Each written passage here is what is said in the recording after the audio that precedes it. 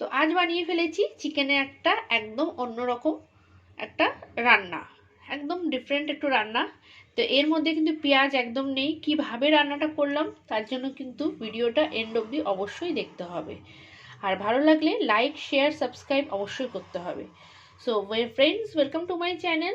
আমি মামুনস ওয়ার্ল্ডে তোমাদের সবাইকে সুস্বাগতম। তো চলো তোমাদেরকে দেখিয়ে দিই কিভাবে আমি এটা রান্না করলাম। তো আজ দেখাবো চিকেনের একটা ডিফারেন্ট টাইপ অফ রেসিপি। তো সেটার জন্য প্রথমে আমি নিয়ে নিয়েছি এখানে প্রায় 600 থেকে 700 মতন চিকেন আছে। ওটাতে দিয়ে দিলাম আদা রসুন বাটা, আদা রসুনের পেস্ট 1 চামচ দিয়ে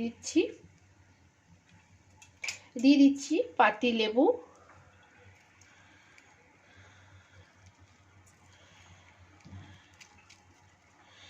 তো হাফ পাতি লেবুর রস আমি চিপে দিয়ে দিলাম। আর এর উপর দিয়ে দিচ্ছি গোলমরিচের গুঁড়ো, একটু ক্রাশ করে নিয়েছিলাম গোলমরিচ, সেই গোলমরিচের গুঁড়ো দিয়ে এবার ভালো করে একটু মাখিয়ে নিয়ে নেবো। 10 মিনিটের মতন আমি রেখে দেবো।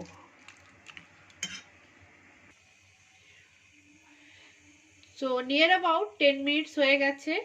কড়াই বসিয়ে দিয়েছি, কড়াইতে সাদা তেল দিয়ে দিয়েছি, সাদা তেলেই কিন্তু রান্নাটা হবে। আর দিয়ে দিয়েছি গরম মশলা, দারচিনি, লবঙ্গ আর এলাচ।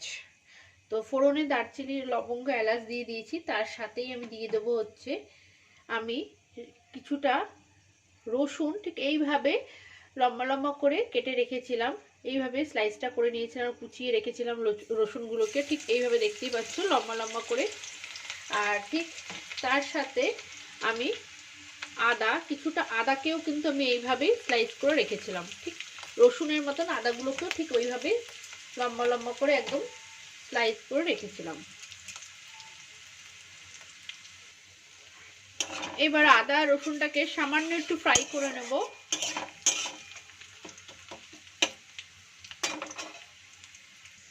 তো দেখতেই পাচ্ছ রসুন আর আদাটা কিন্তু একটু রেডিশ মানে ব্রাউনিশ কালার চলে এসছে। এবার এর মধ্যে আমি চিকেনটা দিয়ে দেবো, যেটা আমি ম্যারিনেট করে রেখেছিলাম।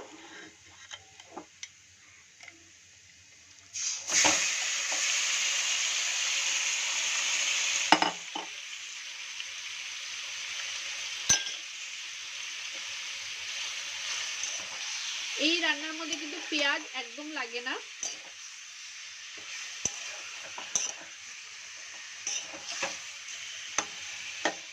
তো চিকেনটা দিয়ে খুব ভালো করে কষিয়ে নেব।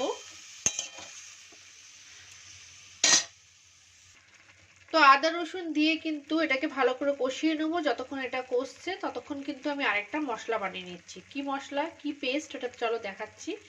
মশলা না, পেস্ট বানিয়ে নেবো একটা। তো এখানে নিয়ে নিয়েছি আমি কিছু কাজু বাদাম। তো কাজু বাদামগুলোকে পেস্ট করে নেব।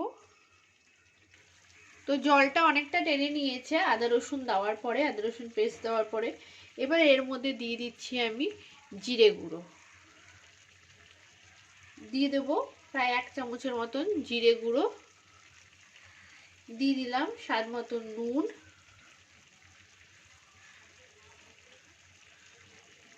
হলুদটা আমি এর মধ্যে ইউজ করব না, স্বাদ মতন নুন দিয়ে দিলাম। দিয়ে এবার আবার ভালো করে একটু নাড়িয়ে নেব।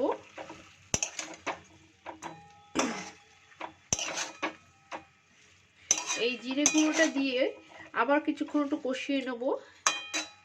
আর এর সাথে সাথে দিয়ে দিচ্ছি গোলমরিচটা, কিছুটা আমি ক্রাশ করে রেখেছিলাম, সেই গোলমরিচটা পুরোটাই দিয়ে দিচ্ছি।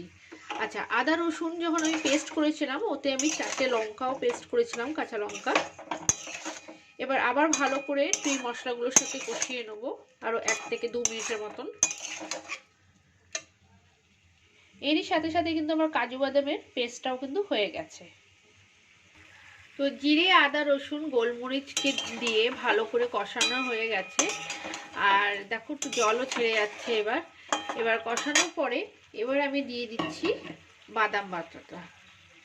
আমি এখানে বাদাম বেটে রেখেছিলাম, কাজু বাদাম বাটা, ওটা দিয়ে দিলাম। ওটা দিয়ে একটু নাড়িয়ে চাড়িয়ে নিচ্ছি। ঝালটা কিন্তু নিজেরা নিজেদের পরিমাণ মতন দেবে।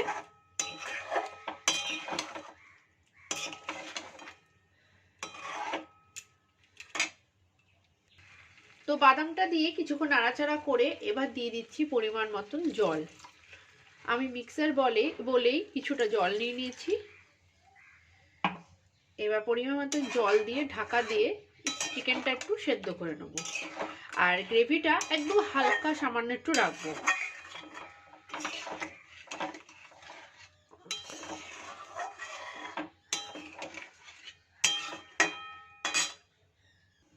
তো জল দিয়ে ভালো করে নাড়িয়ে চাড়িয়ে এবার কিন্তু আমি ঢাকা দিয়ে চিকেনগুলো একটু সেদ্ধ করে নেব। সো নিয়ার অ্যাবাউট 2-3 মিনিট হয়ে গেছে, আমি ঢেকে সেদ্ধ করে নিয়েছি। চিকেনগুলো ভালো মতন পুরোপুরি সেদ্ধ হয়ে গেছে। আর গ্রেভিটা আমি এতটাই রাখবো। তো এবার এর উপর দিয়ে দিচ্ছি একটু দুধের স্বর, বা ফ্রেশ ক্রিম থাকলে ফ্রেশ ক্রিমও তোমরা অবশ্যই দিতে পারো। তো আমি দিয়ে দিলাম দুধের স্বর। দুধের স্বরটা দিয়ে একটু নাড়িয়ে নেব। ঝালটা কিন্তু অবশ্যই নিজেদের মতন দেবে। এটা একটু ঝাল বেশি হলে খেতে ভালো লাগে। তো আমি খুব একটা ঝাল দিইনি, কারণ বাড়িতে ছোট বাচ্চা আছে, তাই খুব একটা ঝাল দিইনি। তো এবার এর উপর দিয়ে দিচ্ছি ধনেপাতা কুচি, আর দিয়ে দিচ্ছি কিছু গ্রেট করা আদা। দিয়ে আমি ঢাকাটাকে বন্ধ করে ফ্লেমটা অফ করে দিচ্ছি আর নামিয়ে তোমাদের দেখাচ্ছি। সো চিকেনের কিন্তু একদম অন্যরকম একটা পদ্ধতি কিন্তু আমি রেডি করে ফেলেছি।